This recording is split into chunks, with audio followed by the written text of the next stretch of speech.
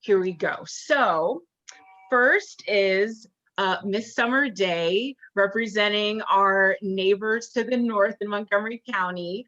Miss Day has the joy and privilege of leading Meals on Wheels Montgomery County as president and CEO since 2016.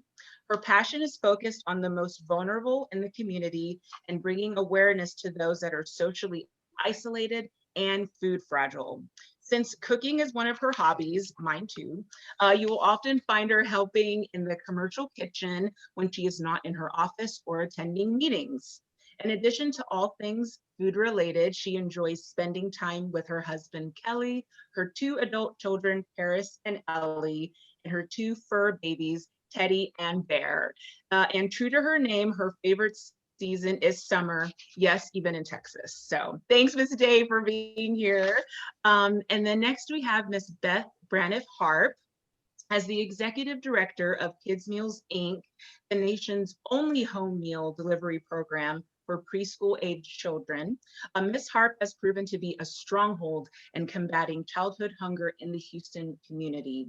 Houston has approximately 88,000 children living in food insecure homes, and 24 of those children are preschool aged. Ms. Harp works tirelessly with Kids Meals staff, board, and volunteers to ensure that these impoverished children receive vital daily nutrition. Under Ms. Harp's leadership, Kids Meals focuses primarily on the needs of disadvantaged children under the age of 5, because 90% of the human brain development occurs prior to that age. With over 30 years experience in the nonprofit sector, Beth has developed a diverse skill set in organization management, strategic planning, donor relations, event production, and governance, volunteer recruitment and management, as well as communications. So thank you, Ms. Harp, for being here representing Kids Meals this evening. Next, we have Ms. Katherine Tong. Ms. Tong is the Economic Partnerships Manager at Houston Food Bank, the largest food bank by distribution in the United States, which last fiscal year provided access to 159 million nutritious meals across 18 Southeast Texas counties. She oversees the economic initiatives which are aimed at shortening the line at hunger relief charities by helping clients achieve family financial stability. Previously, Katherine managed a HUD-approved housing and financial counseling program, as well as adult ESL and citizenship classes at the Chinese Community Center before transitioning to a role in international admissions at the University of Houston. She is passionate about education and improving the financial stability and physical health of the communities Houston Food Bank serves. Thank you, Ms. Tong, for being here too. This is awesome. Next, we have Ms. Janna Roberson. Ms. Roberson has served as Urban Harvest's Executive Director since 2018. Ms. Roberson is an innovative and inspiring leader with over 25 years of experience working to create positive outcomes for organizations in education, equity, counseling, and marketing. Under Ms. Roberson's leadership, Urban Harvest has expanded deeper into food access, data-driven analysis, and research regarding food deserts, culminating in programs designed to provide healthy local food choices in low-access neighborhoods. She holds a BBA from the University of Oklahoma and a Master's of Education in Counseling Psychology from Oklahoma City University. Thank you, Ms. Roberson. And last but not least, we have Ms. Rachel Folkerts. As Planet Ford's Farm Programs Manager, Ms. Folkerts provides advanced technical training and support to Houston's largest network of urban farms. She earned a BA in Environmental Science from Washington University in St. Louis, and then served as a Sustainable Agricultural Extension Agent with the U.S. Peace Corps in Senegal. Prior to moving to Houston, she worked as a nonprofit grant writer in New York and managed a community-engaged, cross-disciplinary research project at her alma mater. And so I really wanted to take the time to introduce each of you, speak about your experience and your honors and your expertise, because we're all just so lucky and honored to have this time with you. So thank you again for this. So what we wanted to do this evening is provide a comprehensive discussion on a wide spectrum of hunger and food accessibility issues in the greater Houston area, including issues related to childhood hunger, elder hunger, food distribution needs, agricultural sustainability. And so that's what we're going to talk about this evening. So the first thing I'd like us to do before we get into more sort of tailored questions for each of you and talk about volunteer needs is getting just a bit of background information on each of your respective organizations. So starting with Ms. Day, can you tell us a little bit about your organization's objectives and how your organization has been impacted operationally by COVID-19 in any way? Thank you for that awesome introduction. I appreciate that. Our agency is focused on senior nutrition, but a holistic approach to it. It's not just a meal. We have a saying at Meals on Wheels, it's more than a meal. And so we know that social isolation is a huge part of what our seniors face every day. And the unique thing about this pandemic is we've all felt what that feels like to not have connection with the community. And so it's raised a lot of awareness about how much value there is in keeping our seniors connected with the community. So our agency serves our entire Montgomery County, which is over 1,000 square miles. We provide nutrition as well as transportation for critical appointments such as dialysis, doctor appointments, and then we have some other smaller programs like Anna Meals where we feed our seniors pets. We provide pet food for them, so they're not sharing their meal with their only furry friend. Most of our seniors are at or below poverty level that are on our service, and so they're making a decision between buying medicine or pet food, and we try to alleviate as much as we can those kind of challenges that they have. Did that answer the question? Yes, ma'am, it sure did. Thanks, Ms. Day. And on sort of the other side of the spectrum, Ms. Harp, could you talk to us a bit about kids' meals and what's been going on the past several months with the pandemic? Yes. So Kids Meals is the nation's only home delivery service for preschool age children that are living in severe poverty and food insecure homes in our city. And Kids Meals works, we are currently in about 45 different zip codes. One of the zip codes being up near in Montgomery County and hoping to grow more in that area. We are delivering a healthy lunch to our clients' homes, apartments, or trailers Monday through Friday. And our clients are pre-qualified to be at or below poverty level and have a preschooler in the home. And we targeted those ones that are 5 and under because Kids Meals was originally started to target that population because we know that the human brain is 90% developed by the age of 5. And it's that critical nutrition that we have to get out to this population so that they can meet their developmental milestones and their brains and their bodies can have the nourishment that they need to grow and to develop properly. So, but what Kids Meals mission has always been that when the school is out, that we feed all the kids in the home. And so starting in March 13th, we went from serving 3,500 kids a day to at the height at 7,500 kids a day, because we took on the siblings of the children that we were serving, and then just the need, it just skyrocketed. We saw families that have never had to ask for help before. We would have people coming to our back docks where we set up a walk-in opportunity for those clients that weren't in our current zip codes, so we didn't have enough vans or drivers to reach. We saw families that would come up our docks, sobbing, how am I going to feed our kids? Maybe dad worked at a car wash and mom worked at a restaurant and had both lost their jobs. So we saw a lot of that. We saw a lot of people just really reaching out desperately, and we just felt so blessed that we were able to help. So since then, some of the siblings have gone back to school, and we're at about 5,700 children each weekday.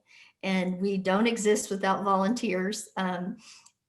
We need at least 20 to ideally 50 volunteers in our facility every day to make it happen. They're making sandwiches, they're packing lunches, they're packing grocery bags, they're doing our shelf stable items. And so hoping that the volunteerism can continue. I get a little worried when, like that text we got earlier, about the gatherings. But anyway, we are just so thankful to be able to do it, and really, anticipate in 2021 that we'll continue to grow. We know 1 in 4 kids in our city are in food insecure homes, and we're just barely touching it. There's a lot more kids to serve. So we are hopefully, with the support of the community volunteers, we'll be able to continue doing it. Thanks, Ms. Harp. I appreciate it. And we'll be seeing you on Saturday. So there'll be a handful of us HYLA members there. So hopefully we can help in some way. Ms. Katherine Tong, can you talk to us a little bit about HFB? Sure. Thank you so much for having me. I'm from the Houston Food Bank, and our mission is providing food for better lives for the very ambitious vision of one day existing in a world that doesn't need food banks. And so we are working on addressing the root causes of food insecurity, as well as providing emergency resources to our families now. And just as Ms. Harp was saying about definitely the increased need, so pre-pandemic, we had more than 1 million people in our service area that were food insecure. And then those estimates skyrocketed to about 2.75 million in our service area during the first few months that needed our food assistance. And so as Ms. Harp was mentioning, we have a lot of clients that are accessing our resources and needing these services for the first time. And we've had to make many adjustments to adapt to the pandemic, such as getting into the home deliveries, which was new for us, and doing curbside pickup, like if you're going to a grocery store, and scheduling a pickup distribution, and then also doing different ways to do no-touch distribution, so drive-through distribution models. And so we've had to adapt a lot. And then also it has greatly impacted the number of volunteers that we were able to have. We've maintained the same safety and security protocol since March, because safety is our #1 priority. So previously, our volunteer capacity at our Port Wall, our East Branch, at our Port Wall location, we had a capacity of 1,000 volunteers, and that had to be cut down to 200. And that really impacted the types of projects and the number of projects that the volunteers were able to have to help with. So really always looking for volunteers, and I'm really excited to be here to share some of our work with y'all. Thanks, Ms. Tong. Thank you. Shifting to Ms. Roberson and Ms. Folkerts, I'm really curious about one, of course, of what our Urban Harvest does, and Plan It Forward, of course. But y'all are in an especially unique position, because a lot of the work that y'all do is outside. And so, starting with Ms. Roberson, again, if you'd be kind enough to share a little bit about Urban Harvest, and then also how the pandemic has impacted operational volunteer needs. Absolutely. Thank you so much for having me. I really appreciate being able to address your group today. I think that the unique thing about Urban Harvest is we don't just do one thing. We have a network of over 140 community gardens across about a 100-mile radius of the city. So we support those gardens in an affiliate network. Each garden is independent and they operate themselves, but we support that network. We teach about 40 classes a year to adults. Obviously, that has transitioned into 100% virtual classes since the middle of March. So that's been a big transition for an organization like us who is not used to doing things on the computer, because when you're teaching classes and you're talking about a fruit tree or how to prune something, you're usually doing that in person. So that's been a large transition for us. Prior to COVID, we were serving 23 schools in HISD and Spring Branch, doing student garden education, both after school and during school programming with our kind of small legion of garden educators. Obviously, in mid-March, all those programs shut down. We have lots of gardens where we have not even been allowed back on the campus yet due to safety protocols and visitors to campus and those kinds of things. So we have lots of gardens that we know are just in a mess at schools. So in an effort to offset that, we created a project called Grow Kits. And so what it is, it's a 5 or a 10-gallon container. It's made out of fabric. And so we have distributed over 1,500 grow kits into the Houston community with our partners through schools and community outreach organizations and community gardens and churches. Anybody who has clients that they have really kind of been serving in some garden capacity previous to COVID. So the kit comes with everything in it. It comes with the soil, the kit, gardening gloves, seeds, transplants, everything. So we have set that up so that people do a drive-through to pick those bags up, and that distribution is completed. We won't start the second round until after the first of the year. So that was completed just a couple of weeks ago. And then I think the biggest piece that most people know us is we operate the largest farmers market in the city at Buffalo Speedway in Westheimer. 52 weeks a year, we never close. So we have not closed during the pandemic. We remained open.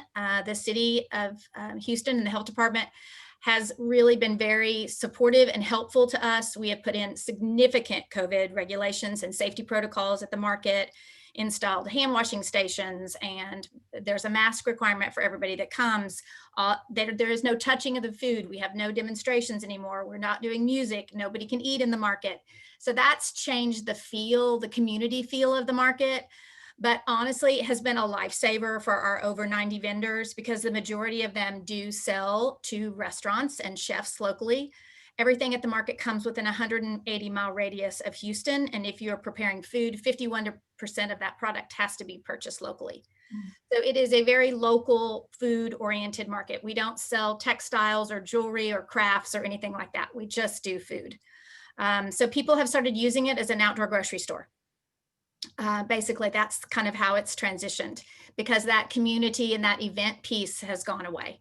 It has been the lifeline of many of our vendors because we are their only source of revenue right now. In addition to that, we also are continuing to operate our Northeast Farmers Market. That was at Cashmere Gardens Elementary School. We launched that last August. It had to move when the school shut down. We were kind enough to be able to have LBJ Community Hospital Farm to be able to support us. And so we have moved over there to the parking lot of the farm. And Rebecca Verm, who is the farm manager over there, has been just a fabulous support and help to us. And the hospital has been very supportive. So that market has grown significantly. We have about 5 or 6 vendors there on any given Saturday, 2 Saturdays a month. And it is serving a clientele who basically have very low food choice and low food access. The fresh kinds of produce that they're seeing there is coming all locally from Houston or the Texas area as well. So it's been a real great market to have. It is drive-through because of the hospital setting. So nobody gets out of their cars at that market. So we've learned the logistics of how to run a drive-through, much like the Houston Food Bank. Everyone's gotten very skilled at that. And then kind of the other piece for us is we operate Double Up Houston, which is a SNAP incentive project. One of our partners on that is Planet Forward Farms and their network of farm stands around the city. We started out with 13 locations when the city shut down all of the city health department markets. There were 6 of those. They shut down as well. So those have not reopened.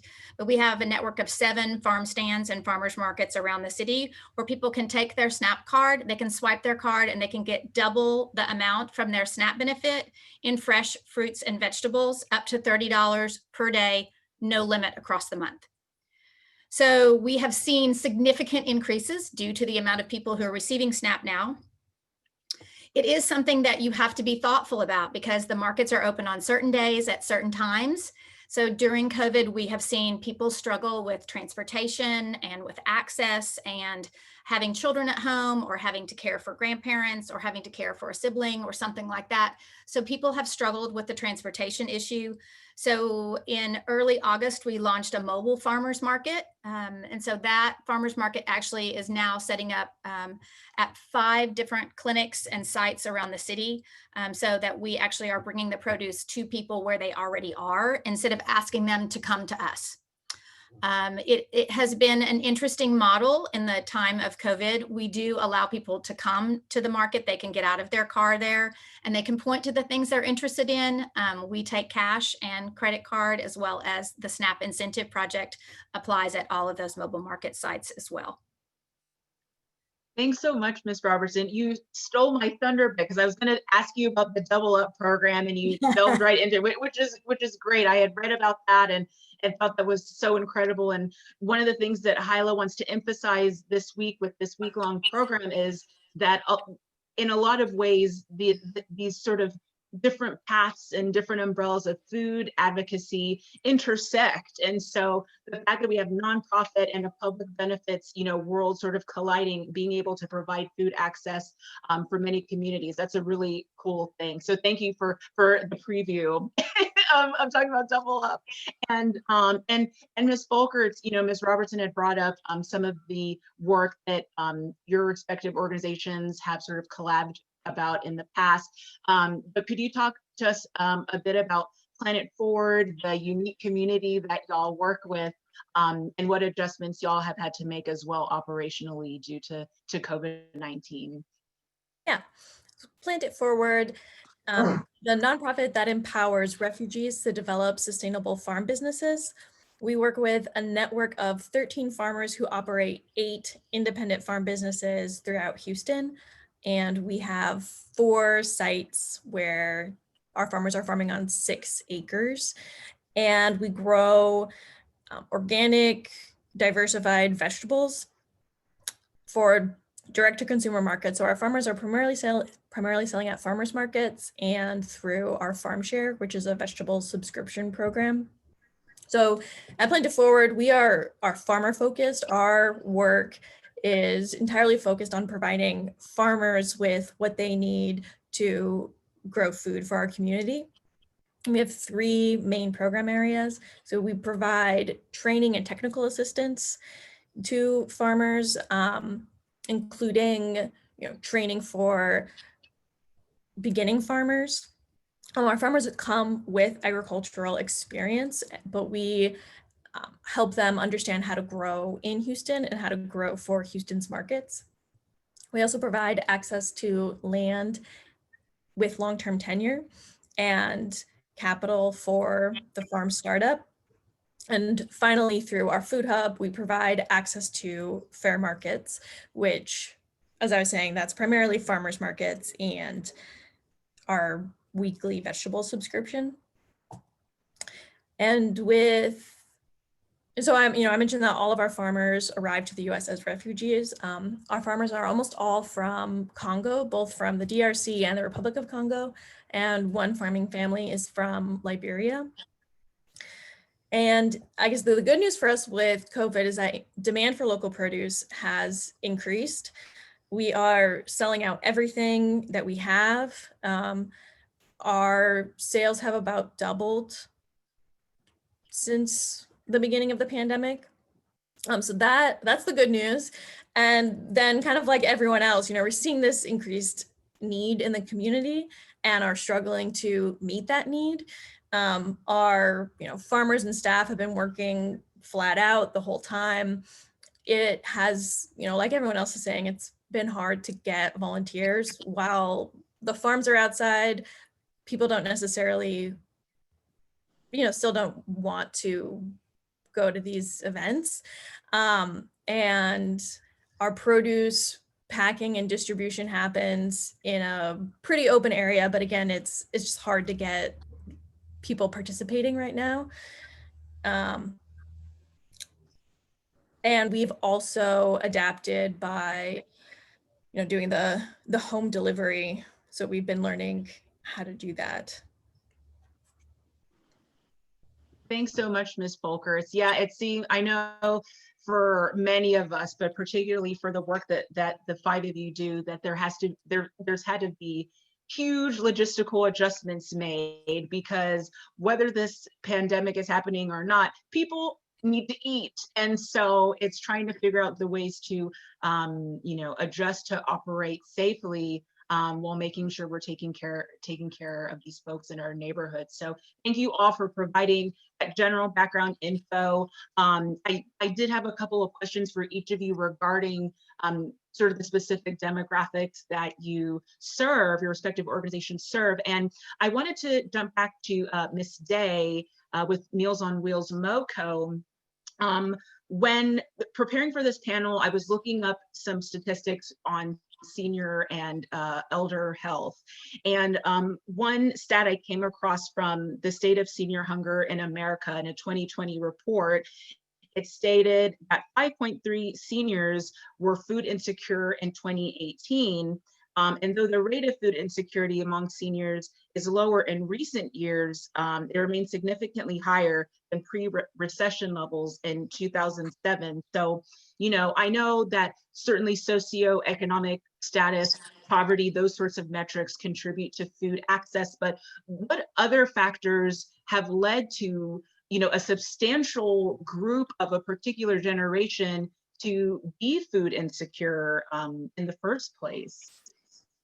That's a great question. I also want to say that this is self-reporting. That report is a self-report. And so I can tell you the number of seniors that are called that were referred by a nurse, a neighbor, a minister.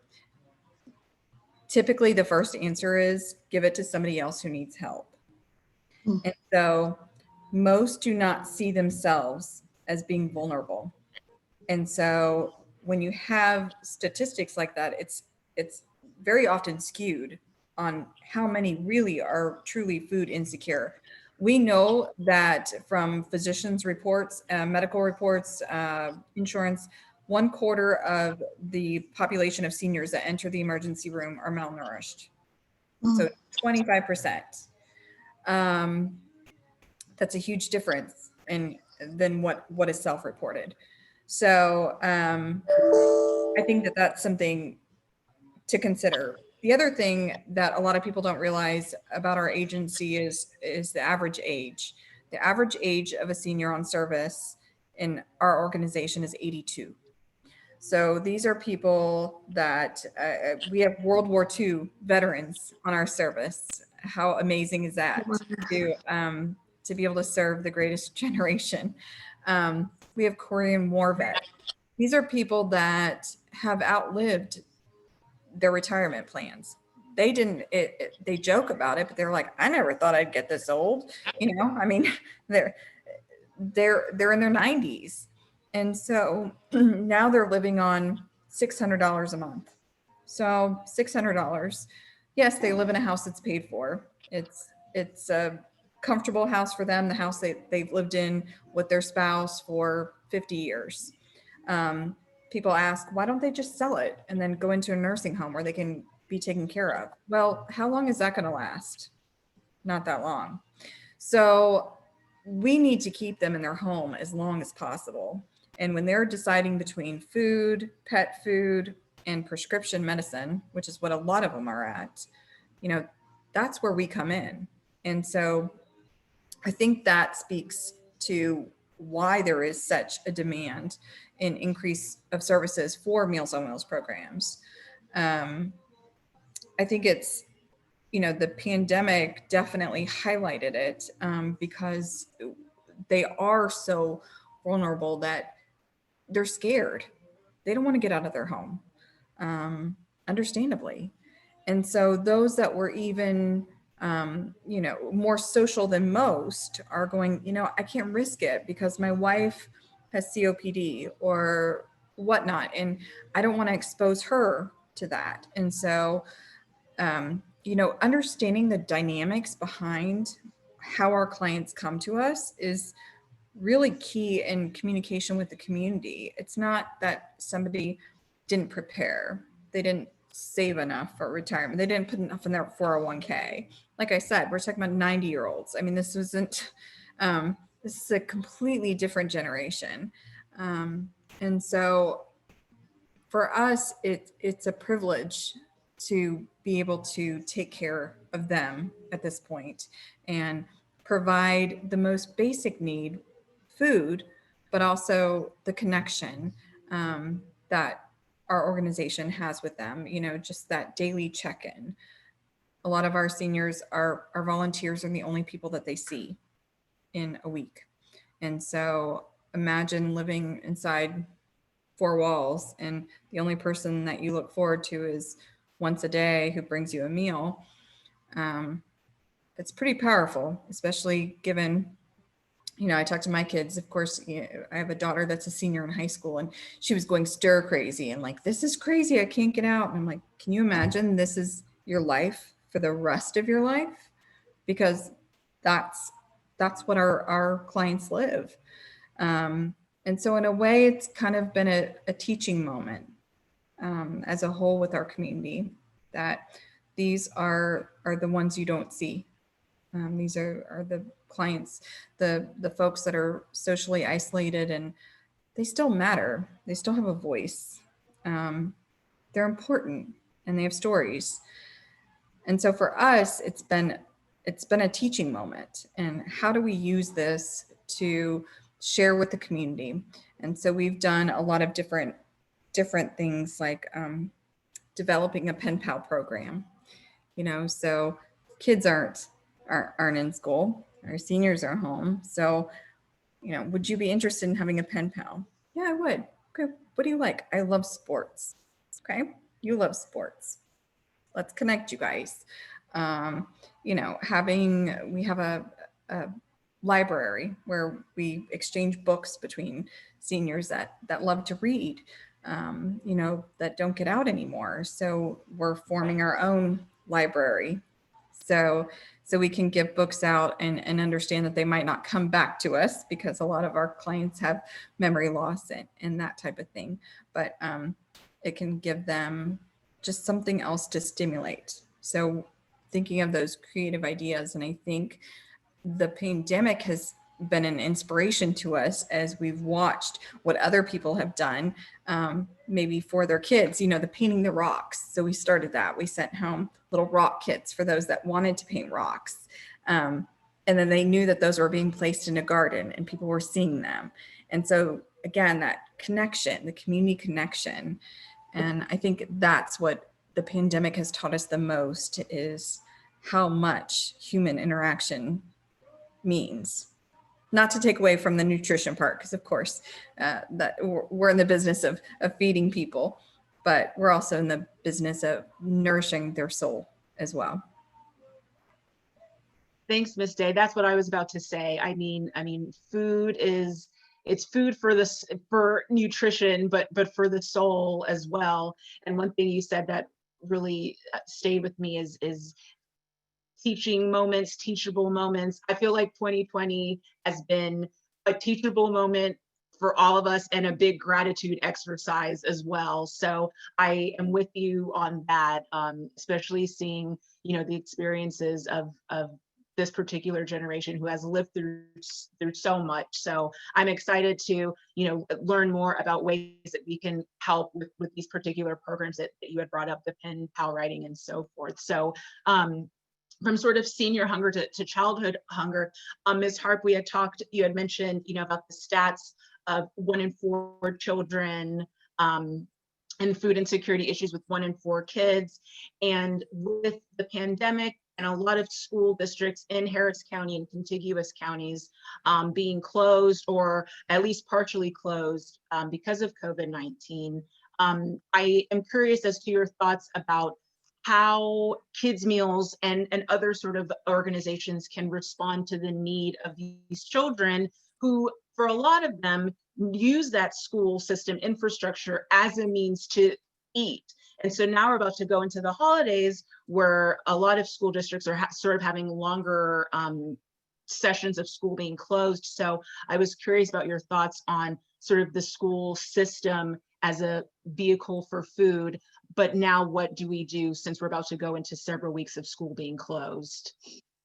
Well, as I mentioned, we as Kids Meals made the decision right away in March that we're going to feed the siblings of all of our clients, because all of a sudden those meals that they depend on, whether it's breakfast and lunch or just lunch, they didn't have access, or they did have access. Some of the schools had meal services where they could go, but the usage rates were low with our particular client base because of lack of transportation. So we ramped up and we pivoted. It's really been an amazing journey to way more than double, not overnight, but within a week and a half. And we've decided as an organization that until all the kids go back to school, for our client base and our capacity to serve with the resources that we can have access to continue to serve those kids that have not gone back to school, that are learning virtually. And we just made, we can't pull up in a van and you've got a 2-year-old standing there hungry and an 8 and a 9-year-old standing there hungry and, be like, oh, sorry, we're feeding all of them. And we also made the decision that we really ramped up our grocery program, and huge thanks to the Houston Food Bank, which we're actually a hub partner with the Houston Food Bank. So they're such an amazing partner. We were able to do that. We were able to provide at least 2 grocery bags a week to the families to help supplement the food, and really hope to continue to do that. Some of the challenges that we're seeing, and I'm sure Katherine can tell you about it, are the different food shortages. It's so interesting. Like right now, there being an aluminum shortage, like who knew? And so we've had a hard time getting the canned foods. We've also run into several times the different meat shortages, and not able to get those foods. And so, and it's kind of ebbed and flowed. It's been really interesting on the different foods that we've been able to access. And I really want to shout out to the Houston Food Bank, because we couldn't have done what we've done without their support. They haven't, because of their demand. And, I heard they went up to over 2 million people, which is absolutely incredible. We haven't been able to access the foods that we got before from the food bank. So we've had to really pivot and try to get food donated from other sources. And then we just made the decision as an organization to buy more food than we had budgeted for, so that we could really help our client base through this pandemic. And I have to say, Houston has stepped up as far as in-kind donations to us, and both monetary donations, so that we can buy that food. And I've been so appreciative. One thing we did do, though, is we developed a DIY meal pack program where anybody could do it from home. They get their little brown bags, they decorate the brown bags, and they pack each bag with a protein like chicken salad kits or tuna, or even those little Vienna sausages. I don't know if y'all ate those as a kid, but I used to love those. Sorry, my dog just opened the door. Sorry, he's talented. And then we'll make sure that we have a fruit item, like a squeezable fruit, or a fresh fruit when we can get it, and then a healthy snack like a granola bar or other healthy snack, and then a juice, water, or shelf life milk. And people have been amazing. I think, just people from home, neighborhoods, bringing in these DIY bags. I mean, it has to be, I think we were trying to estimate yesterday, but over 70,000 that have been provided, from everybody from Girl Scout troops to just me and you doing it around our kitchen table. So we've been so blessed by that. But food's been our biggest challenge, as far as having to do the big pivot to try to get what we need. Thanks, Ms. Harp. I'm keeping note of the different items y'all are bringing to attention. So, okay, perfect. And speaking of Houston Food Bank, before we go to Ms. Roberson, Ms. Folkerts, to talk about kind of the agricultural sustainable space, Ms. Tong piggybacking off of what Ms. Harp had discussed, you know, with youth hunger, the spectrum of youth includes young adults. There are a lot of college-aged adults who are in need of food, and I think, at least I think, you know, for a lot of people, primarily when they think of, like, you know, youth hunger, we're thinking, you know, initially of the demographic that Ms. Harp and her great staff serve.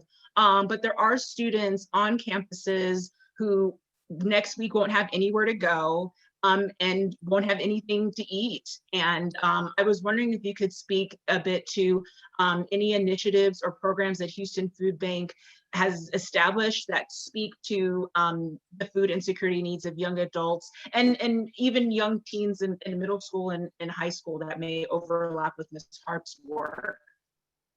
Yes, so we have many different programs at the Houston Food Bank, and for our middle schools and high schools, we have a school market program. And in the school market program, the schools host 2 distributions a month. So it's either a mobile distribution or a brick and mortar distribution. And one of the main design elements of the school market program is having the students help run the markets. And so it's a really great opportunity for them to learn leadership skills, communication skills, customer service. But as you know, the other ladies on the panel have mentioned, we've had to pivot that program due to the pandemic. Students, we have limited student involvement right now because of safety concerns, but we involve students where we can, because it was really important for us to still be able to supply and provide our families and communities those resources, even though we can't have students as involved as they have been in the past. And then speaking to the college age as well as adult education, I also oversee our food scholarship program, and this is housed in our Food for Change department, which was made to address the root causes of food insecurity and look at those downstream effects, because we realize that we can't just use food to address the issues of food insecurity. The Feeding America network, so network of food banks across the nation, you know, put out more and more food into the community, but that wasn't causing a decrease in food insecurity. And so we know that we need to address these root causes, and such as our clients need affordable housing, they need workforce development, they need education, and so we have a food scholarship to help support clients that are working on economic goals and working to improve their financial stability. And so you're speaking to our college campuses. So how the food scholarship works is if at one of our college partners, if a student is enrolled in the university or community college, then they can get a food scholarship. And the food scholarship is where they can go to a market on campus, and they can get access to 120 pounds of food a month. And that food can help alleviate some of the financial and emotional burden for obtaining food. And that money can go towards, you know, textbooks, which can be very expensive, can go towards tuition. So they're able to focus those resources towards their educational goals. And we've definitely seen an increase as we're talking about students that had to suddenly leave campus due to the pandemic, because the dorms and campuses were closing. And so we've had to adjust our programming and still adjust how we operate the market so they can be operated safely, because we can't have clients and the students go into the market and shop for groceries like how they normally would have, because we want to just maintain the safety of our partners and then also doing things like the home delivery that we've been talking about. Thanks, Ms. Tong. One of the sort of cardinals you brought up as part of this economics partnership program you were discussing was education. And I know that's a huge part of what Ms. Robertson's work does, is a part of at Urban Harvest. And I was wondering, Ms. Robertson, before we jump to Ms. Folkerts, if you could speak to how, education in urban gardening and urban agriculture work to sort of bridge the gap in food accessibility for specific communities who may be living in food deserts. How can education be used as an empowering tool for those who are food insecure? And there's certainly many metrics to that with the race and socioeconomics, but generally, I was curious as to your thoughts on that. Right. So I would say that of the 23 schools that we served and prior to COVID, I would say 95% of those are free and reduced lunch schools where they have high populations of students that are receiving free and reduced lunch. The mission of our youth education program is really about exposure and about education. So the schools that we work in, kids have no idea where their food comes from. They have never seen, many of them never seen a fresh peach or a apple pulled off the tree. That's not in their normal daily routine. When I first came to Urban Harvest, Kelly Caravias, who is one of our instructors at the Cultivated Classroom at Gregory Lincoln, told me a story. They have an orchard that we installed as part of our programming with them years ago in the back of their school, which has very historical significance. And one of the things that she said was that it was time, she has these signs that she posts in front of the trees that says, it's time to pick, it's time to wait, it's time to eat, things like that, because of the fact that there's this seasonality that they also don't know anything about. And so there was time to pick the peaches off of the peach tree, and she had put the sign up that said, it's time to pick. And one of her classes came out and they were harvesting peaches, and obviously she wants them to eat it right off the tree. That is part of the experience that's important for her. They also take things in, and she runs a huge nutrition and home economics kind of a course for kindergarten through 8th grade there at the school. But one of the young ladies said to her, well, Ms. Caravias, this is not a peach. And she said, I'm sorry, what do you mean it's not a peach? And she said, well, peaches are slick. Because the child had only had peaches from a can. And so when she told me that, I probably had been there, I don't know, a month or 2 months, something like that. And when she told me that, it was like the light bulb kind of went on over my head. And I was like, okay, I got it. Like, kids don't know. And not only do kids not know, but their parents don't know either. I think that has been the most struggle that we have had during the pandemic is we cannot do demonstration. We find that knowledge about fresh fruit and vegetables and how to harvest them and how to produce them is lost knowledge regardless of socioeconomic level. The clients that we serve at Buffalo Speedway, they don't have any idea lots of times what things are. It gives them the opportunity to have a relationship with the farmer. I will use Constant from PIF as one of my examples. He is very, very knowledgeable. He has a wide range of products because he is growing things that maybe some people have never seen before. And so he's educating while he's selling, while he's thinking about the produce, while people are learning about the produce. That piece is missing right now. We can't let people taste. We can't show people this is how you stretch your dollars in those neighborhoods that the mobile market is serving, because yes, it's a tomato, but it can also be made into a sauce. It can be put into a stew. You can slice it. You can put it on it. Yes, you can put it on a sandwich or a salad, but there's so many other things that you could do with the value that's in that tomato that people just don't know. So the recipe cards for us have been something that we have really worked hard on. We even have a how-to for transplants. We try to give transplants away at all of our markets and our mobile market sites so that people can actually take a small plant and they can plant that plant in the ground or in a pot. And they can actually have something that they're caring for. One of the things we found with the grow kits were that families did that together because everybody in the family system was at home. So you had a grandparent and a parent and multiple children, And so we had a virtual learning program that was connected to that. And so they were able to tune in and be able to see demonstrations and be able to ask questions. And they took pictures. They had little charts where they charted what they were growing.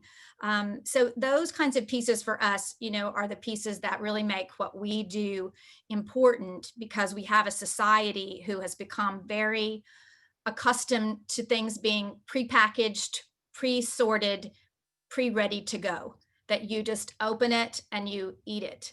And so it's one of the things that we try to think about a lot, is how can we do things different now that COVID is here, because those things that we did before don't necessarily work. Thanks, Ms. Roberson. That's a perfect segue into sort of the question I had for Ms. Folkerts regarding farming and sort of empowerment through, sort of agricultural work. And I know there's a lot of blockades now with the pandemic and not being able to have those sort of sensory experiences, in the gardens, et cetera, with the participants that you serve. But one thing, Ms. Folkerts, that you had mentioned is a lot of your participating farmers, they come from, very sort of agricentric, countries. And when they come to Houston and are a part of your program, they're having to sort of adjust to maybe like different farming methods, different climate, perhaps. So I was wondering if you could talk a little bit about the adjustments that your farmers make, like what that sort of educational experience is like. And also if you could touch on the sort of entrepreneurial part of your organization before we conclude with volunteer needs for all of you. So as you're saying, at Plant It Forward, we provide certain targeted support to a network of farmer entrepreneurs. So they're all operating their own farming businesses.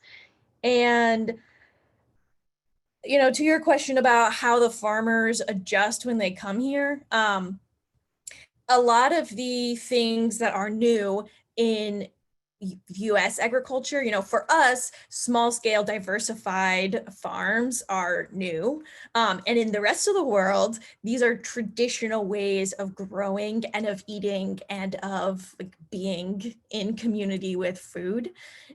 So our farmers are among the many new Americans in the US who are really leading the way in this rejuvenation of local food systems. And they have the knowledge of how to grow, of how to eat seasonally, of how to identify and produce the things that work in a locality. That's stuff that the farmers at Plant It Forward and farmers around the world have been doing, literally for all of human civilization. And it's only, very recently in the last couple of generations where the US has developed this impoverished food culture where, to us, it's now a radical idea that you would eat seasonally, that most of your food would be fresh fruits and vegetables. And just nowhere else is that the way that people operate and think.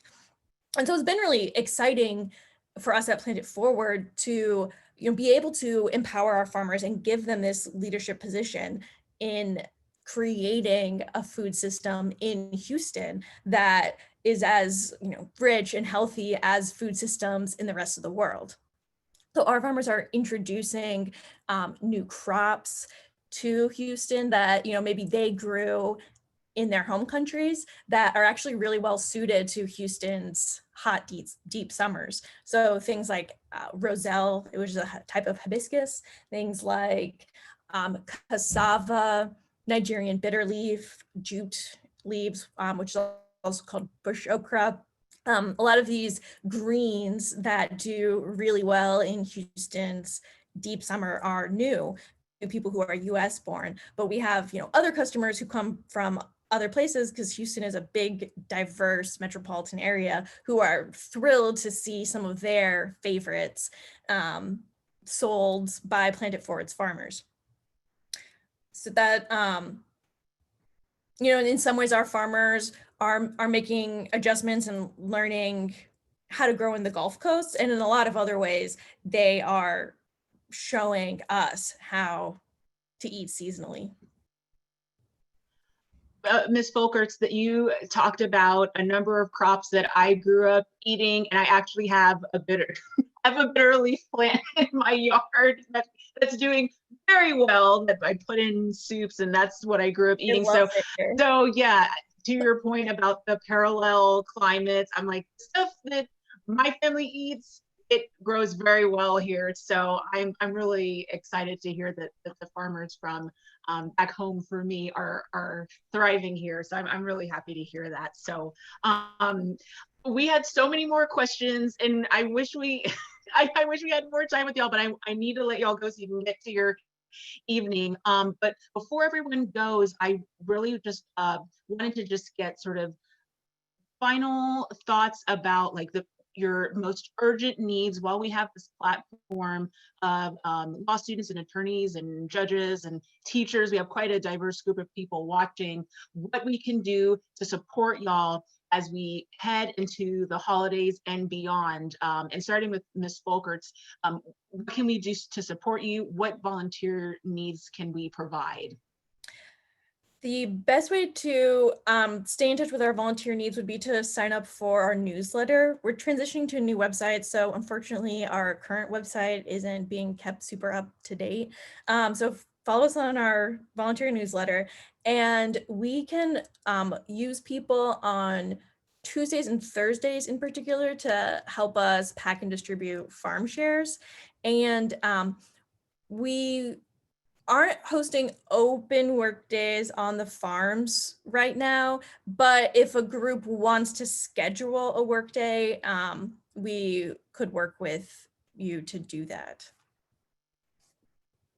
Awesome, thanks, Ms. Folkerts. And I'm jotting all this down so I can compile it and get it sent to our members. Ms. Robertson, what about Urban Harvest? I know there are some blockades there, but anything we can do? So we have just recently reopened volunteer placement. We do have obviously a giant network of community gardens, and some of those gardens are interested in having support. And so I think right now on our website, which is super easy, just www.urbanharvest.org. There's a place for volunteers there. And basically what we have done is we have set up COVID guidelines and regulations for gardens. And so we limit the number of people and we set them up on a cycle so that only certain people go on certain days. I think right now there's between 7 and 9 locations around the city for people that are interested in getting outside and kind of getting dirty. And the other piece for us is to come to our farmers markets and support our farmers and vendors. It has been a very difficult year for them, and we are just doing all we can to make sure that they stay around and stay in business. And so the farmers market at Buffalo Speedway is every single Saturday from 8 until 12. The Northeast Farmers Market is the first and the third Saturday from 9 until 12. And all of those sites and even all of our clinic locations are set up on our website. Thanks, Ms. Robertson. Ms. Tong, what about HFB? What can we do for y'all with the food bank? I'm also going to plug our website, houstonfoodbank.org. We have a comprehensive volunteer calendar that shows all of the different opportunities depending on what you're interested in helping with. We take groups of volunteers as well. We have many different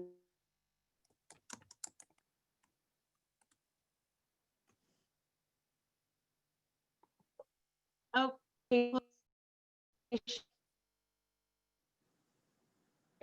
Tong, are you there? We package and prepare supply.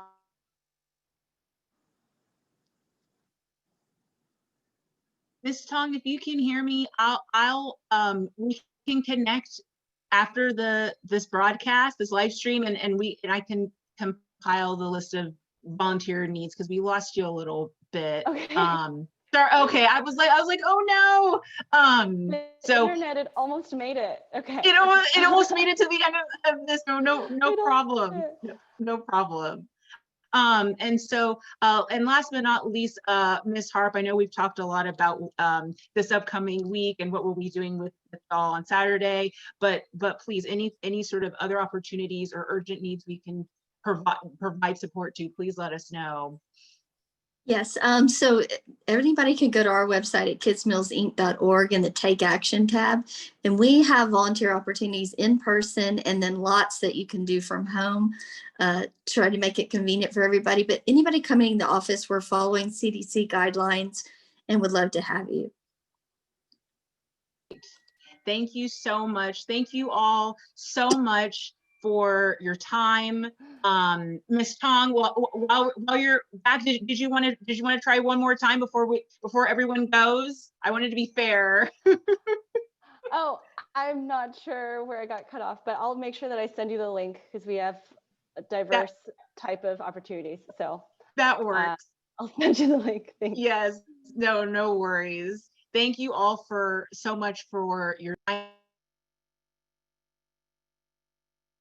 It would help if I unmuted myself. I'm sorry. I just wanted to say thank you all again. Thank you for your time and your energy and your heart this evening, sharing that with us. Thank you to all of you who are watching. We'll get all this information about opportunities to volunteer and support these amazing organizations and these great women with what they do out to you shortly.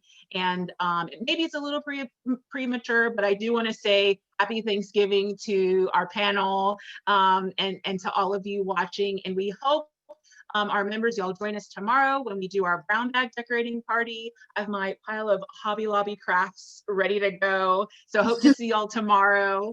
And thank you all again so much. So take care and happy holidays to all of you. Thank you. You too. Thank you so much for having us. No problem. Thank you. Bye. Bye-bye. Bye.